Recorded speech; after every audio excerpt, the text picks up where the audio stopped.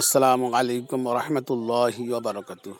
বন্ধুরা দেখুন, ওহুদের যুদ্ধ যেখানে হয়েছিল সেই স্থানটি দেখুন এবং দয়া করে আল্লাহর জন্য ওই জায়গাটি সফর করুন। দেখুন সাহাবীদের রক্ত ঝরানো ৭০ জন সাহাবী সেই জায়গা শহীদ হয়েছিলেন। রহমতুল্লাহি ওবারাকাতু। এখন আমরা অবস্থান করছি উহুদ পাহাড়ে। দেখতে পাচ্ছেন সামনে একটা বিশাল বড় পাহাড়। এই পাহাড়টির নাম উহুদ পাহাড়, ঐতিহাসিক পাহাড়, যেখানে উহুদের যুদ্ধ সংগঠিত হয়েছিল এবং ৭০ জন সাহাবী শহীদ হয়েছিলেন। সামনে দেখতে পাচ্ছেন গোল বাউন্ডারি দিয়ে একটা ঘেরা জায়গা। এখানে সেই ৭০ জন সাহাবী রাদিয়াল্লাহু আনহুম ওয়া রাদু আন, তাদের কবর, ইজতিমাই কবর, একত্রিত কবর।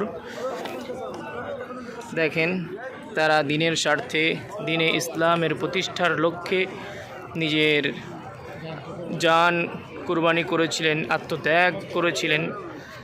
আল্লাহ তাআলা কাছে দোয়া করি তাদের মতো আমরাও যেন দ্বীনের খেদমতের জন্য নিজের জান বিলীন করতে পারি এবং আমাদেরকে দ্বীনের খাদেম, কোরআনের খাদেম, হাদিসের খাদেম, ফিকর খাদেম, তফসিরের খাদেম হিসেবে আল্লাহ তাআলা কবুল করুন, এই দোয়া করি।